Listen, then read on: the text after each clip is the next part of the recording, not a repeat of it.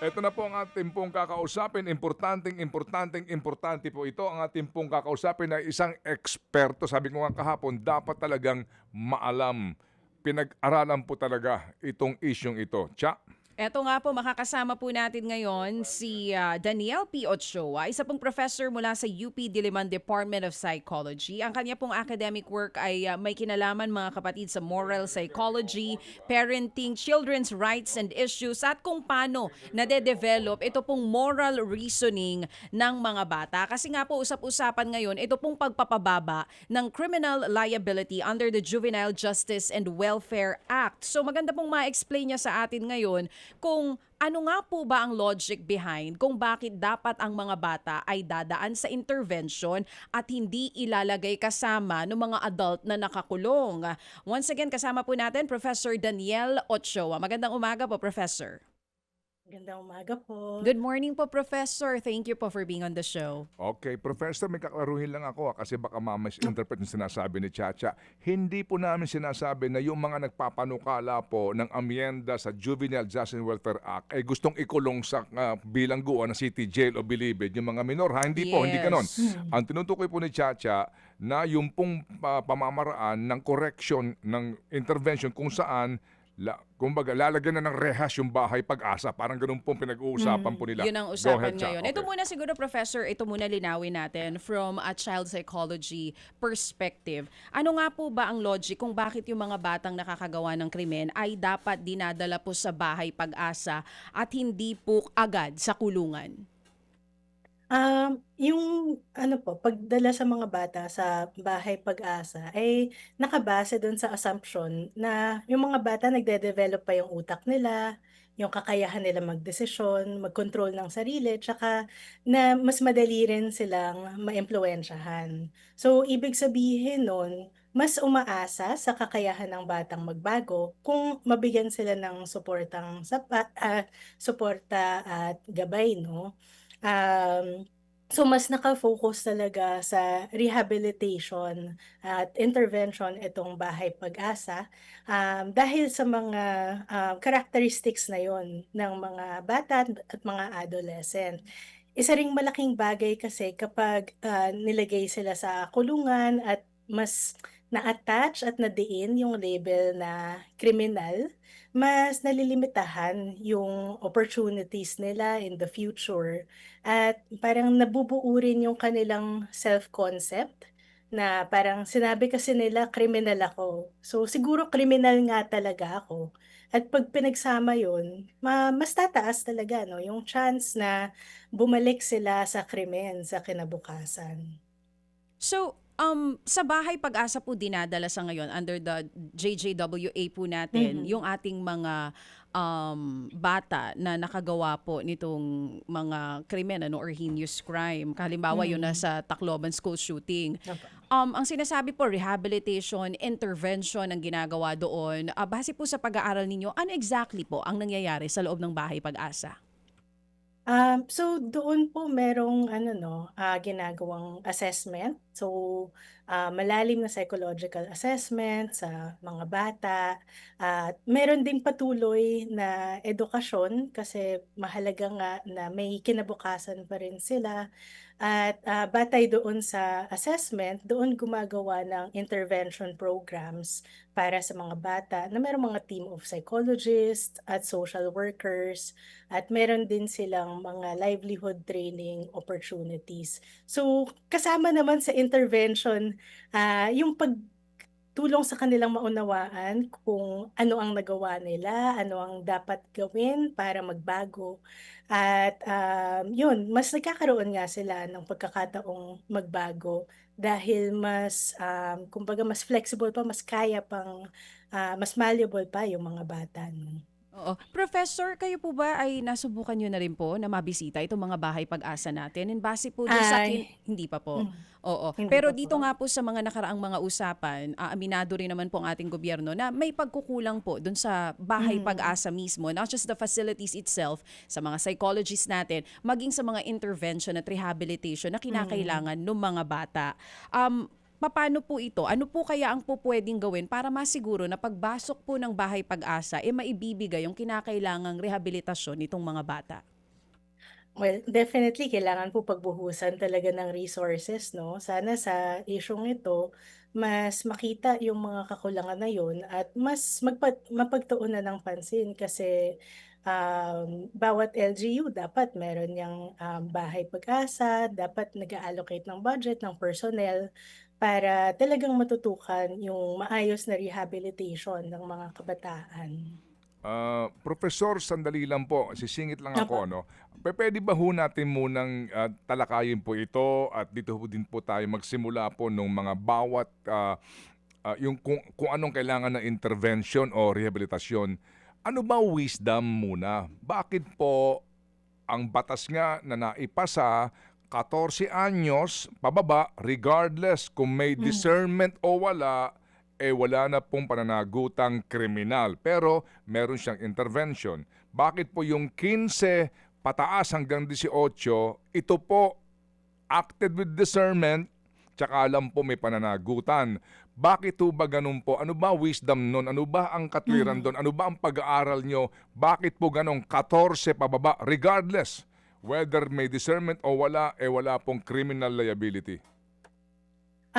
Yung isa pong logic nun ay yung sa brain development ng mga bata 'no, mas immature pa yung kanilang kakayahan sa decision making, sa long-term thinking at mas vulnerable pa sila sa external influence. So dun nga po sa recent events sa Tacloban nakita natin na mukhang malaking bagay yung nagkaroon ng grooming online doon Mhm. sa bata. So dun natin nakikita na maraming external factors na maaaring magtulak sa bata at mas mahina yung kakayahan nila na decide ng maayos, kapag mas bata pa po sila 'no. Pero yung 15 to 18, I think yung importante rin po doon 'no na parang hindi pa rin sila sinasama sa kulungan ng mga adult kahit nakitang may discernment kasi nandun pa rin bagamat mas may kakayahan na silang ma-weigh, mapag-isipan yung consequences ng actions nila, meron pa rin silang particular na vulnerabilities,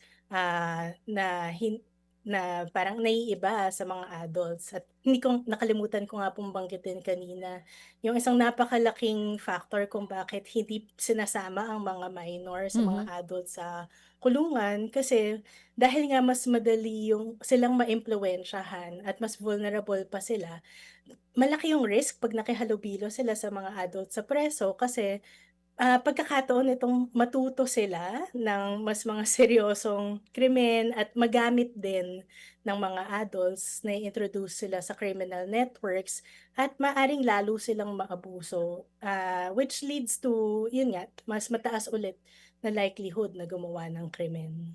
Oo, yun po ang explanation kung bakit nga ganong edad hindi pa dapat isinasama Mm. sa kulungan. Pero ilang taon po ba nagkakaroon ng discernment talaga base po sa brain development ng isang tao? Ilang taon meron ng discernment o may kakayahan na magkaroon ng moral reasoning po ang isang tao?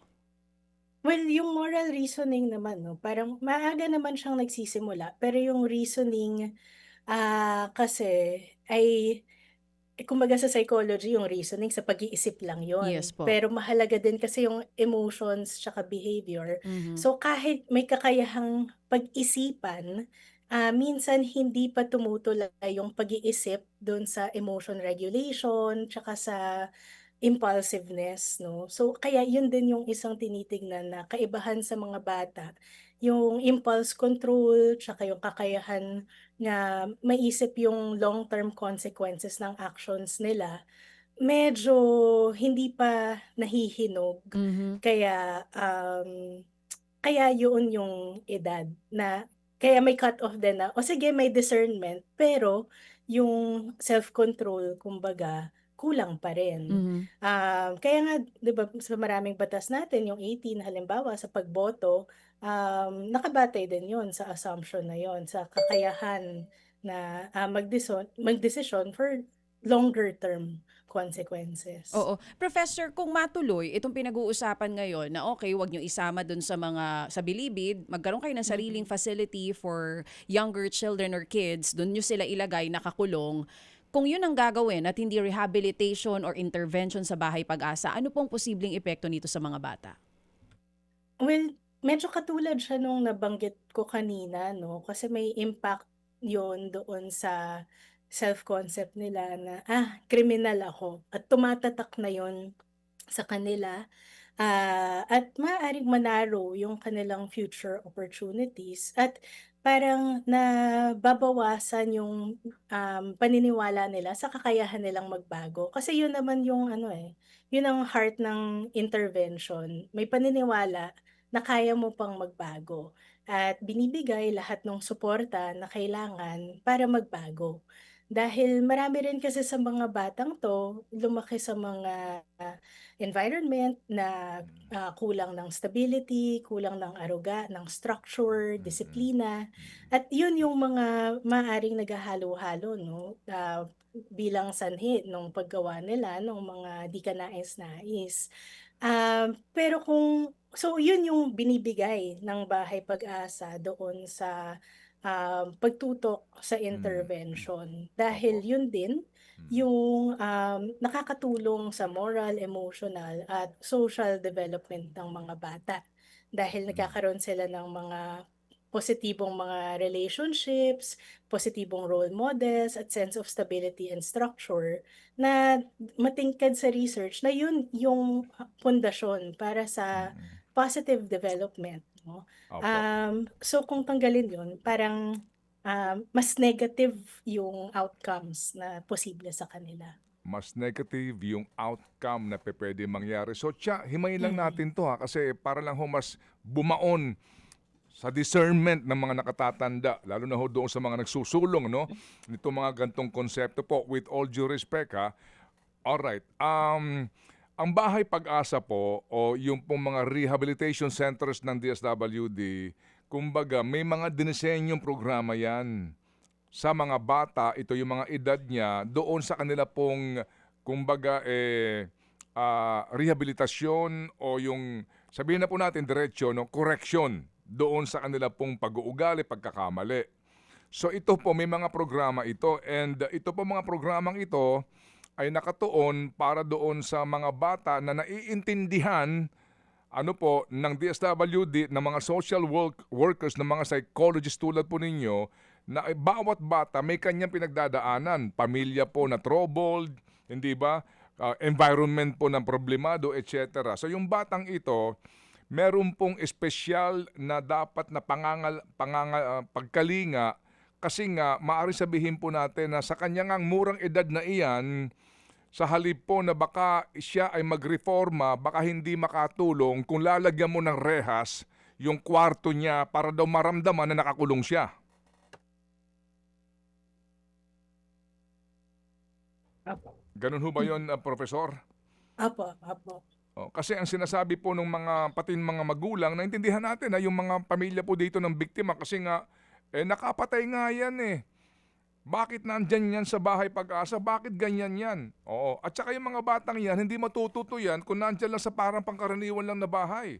Na pwede kang, bagamat wala kang cellphone, wala kang hawak na gadget, wala kang television, wala kang internet, pero malaya ka, nakakalaya-laya dyan, para bagang hindi daw ho umeepekto doon sa kaisipan ng bata na nagkamali siya. Can you just tell us? Kasi kung lalagyan natin ng rehas yan, yung kanilang mga kwarto para daw humalaman nila na nakakulong sila, ano ba effect nun?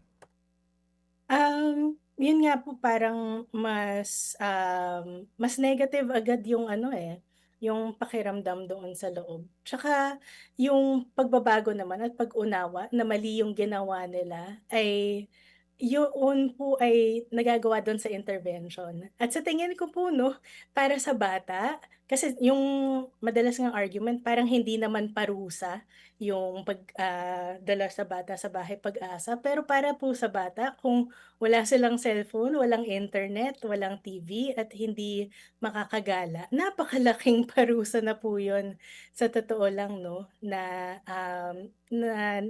wala na sila doon sa karaniwang environment. So yung pagdagdag ng rehas parang hindi naman siya malaking addition doon sa, um, pagdiin na may maling nagawa at na kailangang magbago. Um, Yes po. Professor Daniel, sa mga nakatutok po sa atin ngayon, kasi ang iniisip kasi nung iba, nakagawa ng kasalanan, may mga namatay because of this child, paano po natin ipapaliwanag sa kanila na pag pumapasok nga po sila sa interventions and rehabilitation, ay hindi naman malaya po itong mga batang ito at yung Mhm, pagdadaanan nila ay hindi kapareho ng mga bata na nasa labas. Paano po natin yun i-explain sa kanila para mas maintindihan ito? mhm. Ayun na nga po 'no, kasi bagamat parang siguro iniisip ng mga tao ang positive sounding ng Bahay Pag-asa at totoo naman na gusto natin na may pag-asa pa, meron pa ring paghiwalay sa mga bata doon sa, tipikal na kinalalakhan ng ibang mga bata at kung ma-imagine nga nila na yung sabi ko kanina, walang cellphone, walang, interaction sa outside world na hindi controlled doon, malaki pa rin yung ano ba, pagdiin na may maling nangyari. Mhm. At hindi kailangan kasi na, ano ba, parang yung very, very harsh na parusa para Ah, mapaunawa na mali yung bata 'no. Hmm. Kasi sa totoo lang kung effective yung intervention at na-realize talaga nung bata kung gaano kabigat yung ginawa niya, yung guilt Mhm. na mararanasan nila at yung kagustuhang magbago, yun naman yung gusto natin 'no. Parang hindi naman helpful na, ibibigay natin sa kanila ay dead end na wala na, parang kriminal na lang sila forever. Yung gusto mm, natin ay merong ganoong, reparation, merong guilt, and then pagbabago para alam kong hindi mababawi yung mga buhay na nawala 'no, dahil sa aksyon nila. Pero yung may pagkakataon pa silang gumawa ng mabuti in the future. Oo. Yun yung hinahabol natin. Professor, anong dapat na warning signs ang tignan naman ng mga magulang, ng mga teachers po Mhm, sa isang bata na may posibilidad na mapunta sa ganitong sitwasyon? mhm. Yung ilan po 'no, kung excessive na sobra-sobrang galit at hirap doon sa anger management or kung may biglang pagbabago rin sa bata, yung narinig ko nga sa balita 'no, yung, doon sa isa sa mga bata doon sa Tacloban na dati ay positibo naman siya sa ibang tao tapos unti-unting lumalayo at, walang kibo o kaya mainit yung ulo parate. Yung ganoong malaking pagbabago, isa rin yun. Yung pagbababad sa online communities na negatibo at I think yun talaga yung isang mahalaga ma-monitor din, may openness doon sa pag-monitor ng online behaviors kasi yun yung medyo mas invisible madalas sa atin na sources ng mga impluwensiya sa mga bata 'no, mm, yun din yung isa. At kung meron ng parang, kumbaga, acts of aggression or mm, violence sa mm, school, mm. kailangan yun ma-catch ng maaga. So Opo. yung reporting systems na anonymous, importante rin yun. Opo, yung nga din po kahapon po ang ating extensively na pag-usapan, pati po yung mga babala, et cetera, dahil nga Mhm, po dito sa social media at internet. Babalikan ko po itong main issue po natin na Professor ha, mhm, I hope you don't mind. Yung okey. panukala po na ibaba yung pong edad doon po sa age of discernment. From Mhm, 14, gusto raw pong ibaba ito sa edad na 12. mhm. Ano po ang inyong reaksyon doon? Parang hindi rin naman po makakatulong lalo na kung ano 'no, yung very reactive yung, ganitong, desisyon na na may nangyaring krimen at mas mababa sa age of discernment, therefore babaan natin. Kung may mas bata ba, bababaan ulit natin. So, para siyang never ending. Pero yun din nga po kapag, binabaan siya, kapag mas bata po, mas marami ring vulnerabilities at mas konti rin yung kakayahan pa nila na, una mag-discern, pero yung kakayahan din na protektahan yung sarili sa mga external influence. Kasi, maaaring magamit 'no, yung mga batang 'to. At yung kahit nagagamit sila at hindi nila full volition yung kanilang ginagawa, parang tinuturing na sila na may kakayahan na Mm. magdesisyon at may kakayahan na pigilan yung aksyon nila, kahit mas mahirap yun Oh, para sa mm. mga mas bata. At kung iisipin natin 12, yun yung parang nagsisimula pa lang yung puberty sa mga bata at mas maraming ano ba, mas mahirap para sa kanila Mm. na i-handle yung Mm. mga gano'ng pagbabago sa sarili at sa katawan. So, mas vulnerable din yung ganyang edad. Muli po, no, atin po binibigyan po dito ng importansya yung damdamin po ng mga pamilya ng mga biktima Mm, ng karahasan involving minors. Ano po, naunawaan mm. natin yan. Hindi ho natin dapat po ipagwalang bahala yan. Opo. Pero ngayon nga po kasi, ito ho yung mainit na topic at saka kung ano-ano po ang isinusulong ng kung sino-sino. So doon po Mm, sa pagbababa sa age of discernment, sa 12, yan po ang sagot po dito ni Profesor. So mm, ma'am, dito ho kasi sinasabi na, kasi yung mga bata, alam nila na hindi sila makukulong. Yung mga bata, alam nila na wala silang mga pananagutan, etc. Yung mga batang yan, dapat matuto. Ganun, 'di ba? mm, Ito ho 'yun Kaya nga po kung ano na ho ipinapanukala ngayon. Sa ganun pong muli pangangatwiran, ano ho ba ang magiging ang dapat na maging tugon dito ng gobyerno, partikular po ng DSWD? Sa punto rin po nga na mukhang lumalabas din na yung mga bahay pag-asa, ngayon pa lang po no, sa sinasabi nga doon sa isang hearing, na mukhang ang dami po na hindi sumusunod sa mga patakaran din naman. Go ahead po, Professor. mm. Ayun, dun po talaga mas, mahalaga yung monitoring, evaluation at review at, pagpapalakas nung programa. Kasi sabi niyo nga po yung dapat matuto, yung assumption naman sa Bahay Pag-asa yung intervention yung paraan para matuto sila. Pero kumbaga hindi rin naman makakatulong kung yung, ano ba, yung desisyon ay ikulong na lang natin sila kasi, kulang yung programa. Bakit hindi palakasin na lang yung programa? Dahil yung point naman din nun ay matuto sila.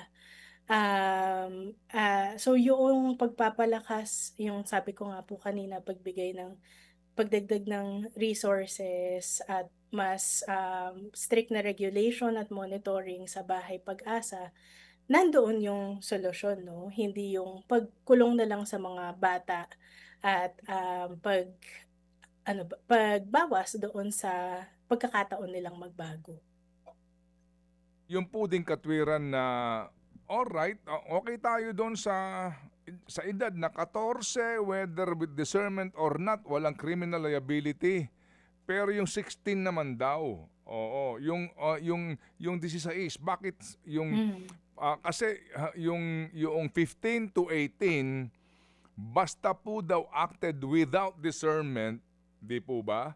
Iba din mm, po ang turing. 16 na yan, sabi nga ng iba, makakabuntis na yan Magbubuntis na yan Alam nga naman din niya, alam ang tama at mali. Doon po sa ganun din pong kaisipan, bakit ho namin dapat na unawain na, hello, 16 na yan, ano?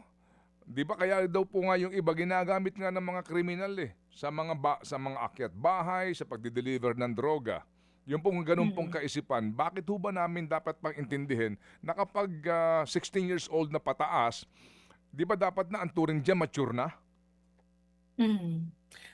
Nandun pa rin po kasi talaga yung mas madali silang maimpluwensyahan na hindi sila, yung kahit ayaw nilang gawin ay may pumilit sa kanila. Pero sa totoo lang po, yung isa rin pong naging estudyante ko kasi at mga nakakausap ko na, nakakatrabaho itong mga CICL, ay halos lahat naman ay batay sa assessment na determine na acted with discernment. So kapag gano'n ay iba na yung prosesong pinagdadaanan nila, meron ng diversion tapos kapag, ine-evaluate din kung talagang na-rehabilitate sila at batay dun sa evaluation, maaaring merong patuloy 'no na, may bagong paghahatol 'pag 18 na sila.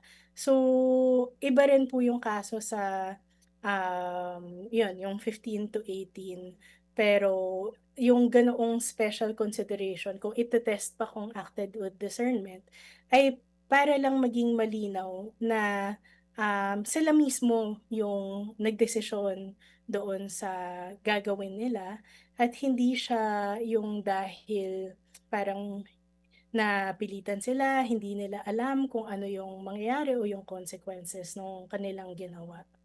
Oo. Professor, I'm sure aware po kayo no sa kakulangan po ng mga psychologists sa atin dito sa ating Mhm. bansa, and even yung mga bahay pag-asa, wala yung ibang bahay pag-asa ng psychologist na kinakailangan for the intervention and rehabilitation ng mga bata.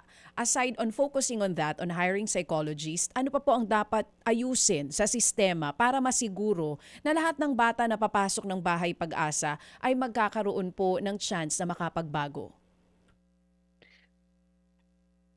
Ayun, ang hirap po ng tanong at ano, Kasi baka systemic labas yung na po sa problema eh. opo, systemic Systemic yung talaga, problema, eh. oo. Opo, opo. Hmm. Ah, Sige ma'am, sagutin po ninyo. Hintayin namin kayo. Oo, sige lang po ma'am. Oo, kasi alam mo, ayun, kayong buntong hininga ni ma'am, being a child psychologist, alam ko nararamdaman niyo po yung hirap ng sitwasyon Ramdam niya natin ang ngayon. problema. Oo, mm. sige po ma'am. Ayun, I think well yung isa talaga yung kasi isa siyempre structural at systemic na kailangan natin mag-allocate ng resources talaga para sa mga, bahay pag-asa. Pero yung isa rin parang yung pag-shift nga sa pagpapahalaga, ng public at ng gobyerno, doon sa, kakayahan ng batang magbago. Kasi kapag merong gano'ng paniniwala, at may gano'ng pagpapahalaga, mas bibigyan 'no, mas bibigyan ng resources, pagtutuunan ng pansin. So kailangan, yung ganoong systemic changes nga sa education na mas ma-encourage ang mga tao na pumasok sa social work, sa psychology, at mas ma-incentivize na, pumasok sa ganitong trabaho. Para matulungan ang ating mga CICL sa Opo. Bahay Pag-asa 'no. At yung mapaunawa din sa ayun, sa publiko kung ano yung Mhm. halaga nitong Mhm. mga 'to para mas may suporta rin sa mga programa. Mm. Pero systemic nga po talaga Opo, itong mga kailangan natin para kaya nga. magbago at opo. Opo, kaya nga systemic, I mean, deeply rooted po ito no, on so many aspects. Kaya, at saka ang isang psychologist, mga kapatid, ano ho yan sila nag-absorb nitong mga ganito kapag nag interview ka ng mga CICL na ganyan, pati yung mga, alam niyo ho yun? Magulang. Na-absorb mo yan eh. Tama. Ikaw ang nakikinig. Hmm, Para mo siya maintindihan, dapat pakinggan mo muna siya, di ba ma'am? At yung iba nga, mahirap opo. mag-open up nung kanilang pinagdadaanan. Mm. Kaya yung iba po kinikim-kim and then boom! Yun na po, nakaagawa na po ng kung Mhm, ano-anong maling gawain. Kaya po, ang laki po ng problemang ito. Kaya siguro ma'am, you will agree na dapat dito ho talaga, pag-aralan mabuti ang buong sistema, alamin ang bawat diferensya at bawat isa, magkaroon tayo po ng karampatang solusyon. Tama po ba opo, yun, opo. Professor? O, Mahalaga po talaga mm, dito yung collaboration ng mga agencies sa opo, gobyerno at ng opo, civil society opo. para mas holistic talaga yung solusyon Oo, at huwag natin. padalos-dalos. Mhm, opo, Tama po ba ma'am, yung word na yun? Huwag opo. tayo padalos-dalos na lagyan natin agad ng rehas o lagyan Opo. natin kaagad po ng kung ano man pong Facility, kung ano man kung ano tawag man diyan. pong semblance of a jail itong mga lugar na ito para lang ho doon daw sa aral ng mga bata na Opo. nagkakasala. Ano ba ang dapat gawin, ma'am, bilang isang child psychologist para yung bata po magtanda? I mean, hindi yung mga nasa loob, yung pong, kasi daw po, hindi alam ng mga bata na may bahay pag-asa. Ngayon po na Mhm. nababalita itong batas na ito, mas lalo lumalakas sa loob ng iba, wala pala kaming Hindi pala kami pananagutan, hindi pala makakasuhan, kami hindi pala kami makukulong, makukulong. etc. etc. Ngayon, ano ba ang dapat na gawin na sa ganun po yung bata ay magtanda? Lalo na po itong Mhm. mga edad na ito, itong 14 na sinasabi ho natin, pataas hanggang 18. Kasi dati po, para magtanda ka, hahatawin ka ng sinturon o magtatanda ka na. Mhm. Dati-rati po kasi, papaluin ka ng teacher sa puwet, pipingutin ka, paluluhurin ka. Dati-rati po kasi, para magtanda yung bata, ibibiti mo ng patiwarek. Ang dami na pong dating mga kaparaanan, kaya yung bata nagtatanda. Ngayon po, ano ba dapat na gawin? Actually sa research nga po ay isa po yung ganoong harsh punishment nag-i-increase ng likelihood na, ng negative outcomes din sa bata, either magkikimkim sila or, sasabog. Pero yung mahalaga nga po ay, siguro po dun sa issue ng Bahay Pag-asa kailangan, maayos yung misinformation na walang consequences kasi kung maisip nila, "O sige hindi kayo makukulong sa preso, pero, matatanggal kayo sa kung nasaan kayo at walang internet dun." Gugustuhin niyo ba yun? So, yung ganoong, pagdiin na hindi 'to walang consequences, Oo. dahil may consequences pa rin at Mm. pagdiin nung ano yung epekto ng aksyon mo sa ibang tao. Oo. At Oo. doon din yun po actually mula habang maliit pa lang sila yun talaga yung Mm. kailangang maidiin sa kanila na ano Mm. yung epekto ng ginagawa mo sa sarili mo at sa ibang Mm. tao. So doon po 'no, yung, Mm. sa pagpapalaki ng bata, yung Opo. pagkakaroon ng logical consequences sa Mm. mga ginagawa nila Mm. at, alam ko madalas kasi parusa agad yung iniisip natin. Pero actually para rin mas magtanda yung bata, mahalaga pa rin yung aruga at yung parang pagmamahal dun sa relationship kasi mas makikinig sila at, mas, secure yung pakiramdam 'no, kapag Mm. may ganoong basehan. So yung ganoong Okey. kombinasyon Mm. nung aruga at nung structure pa rin at ng Mm. consequences na logical sa pagpapalaki sa bata, mahalaga yun para Mm. lumaki sila ng tama. Okey. Thank you, ma'am. Ano kaya kung ating palitan yung pangalan ng Bahay Pag-asa, gawin nating Bahay Parusa? Para Yun meron ba yung psychological effect dun sa mga bata? "Oh, dadalhin opo. namin kayo sa Bahay Parusa, hindi sa bahay" kasi kung Bahay Pag-asa Oh, parang kasi nga sabi niya may positive, na parang oh, ang positive naman nung name, Mhm. Bahay Pag-asa, oo. baka sarap ng buhay ng mga yan. Pero I agree Gawin with kaya natin, you. Ah, ma'am, Bahay Ba Parusa.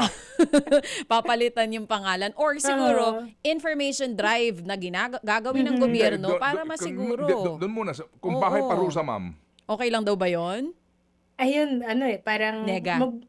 kasi opo, negang-nega kasi Oo. dun Mm. babalik tayo sa naka-angkla yung konsepto ng Bahay Pag-asa sa kakayahan ng batang Okey. magbago. Magbago. Kapag Oo. parusa yung focus, parang Baka hindi pagbabago yung Mhm. oo. focus Oo, nun. tama. So, yung ganoong information nga na hindi Hmm. walang consequences ang Mm. Okey. actions niyo, siguro Sige. yun yung puwedeng pagtuunan ng Sige pansin. po. Oh, info Opo, sige. drive. Ito na po yung panghuli. Mm. Meron po nakikinig sa atin na isang,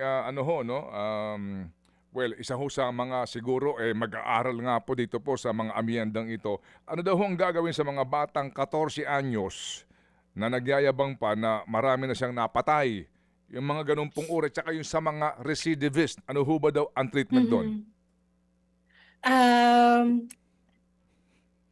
well, yun po kasi yung recidivism, pero ako po dahil hindi rin po ako abogado, um I think may iba pong provisions kapag Yes. recidivist yung Mm-mm. bata. Mm-mm. So hindi naman sila pinapabayaang paulit-ulit lang, no? So kailangan pong balikan yung batas kasi iba yung provision sa recidivism, Opo. at hindi siya yung parang pareho lang sa Mm. unang pasok sa Bahay Opo. Pag-asa. Opo, kasi nga din po sinasabi, yung may mga judge daw po na nagdesisyon after po na dumating sa 18 anyos nung mga dumaan sa rehab at saka sa reformation na iyan, sinasabi ng social worker, wala na ho, hindi na ho ito nagbabago, ganun pa rin siya. Yung judge sinasabi, dalhin na yan dito po sa jail na regular jail kasi nga 18 anyos na. May ganun pong Opo. binabanggit sa amin ang Opo, meron nga po. DSWD. Tsaka agricultural camps din po yung iba. Opo, sige. Salamat po na marami, Professor, sa inyo pong mga thoughts, sa inyo pong kaisipan. Ito po malaking bagay po para mas maunawaan namin kasi kami rin po mismo minsan nanggigigil, di ba? Sa mga pangyayaring Opo, ito. totoo At kung naman. gusto mo nga an eye for an eye, di ba? Ang solusyon sa gantong uri ng mga problema, pero thank you po at pinahuhupa po ninyo ang aming pong damdamin, ma'am. Maraming salamat din po. Thank you very much. Professor Daniel Ochoa. Mga kapatid, patuloy po kayong tumutok sa 105.9 True FM para sa totoong balita, impormasyon, music and entertainment. Mag-subscribe sa aming YouTube channel at podcast at sundan nyo kami sa Facebook, Instagram, X at TikTok sa True Network PH. Bisitahin din po ang aming official website, truefm.ph. At panoorin din kami sa True TV Signal, Channel 19. Kami po ang 105.9 True FM. Laging true sa'yo, kapatid.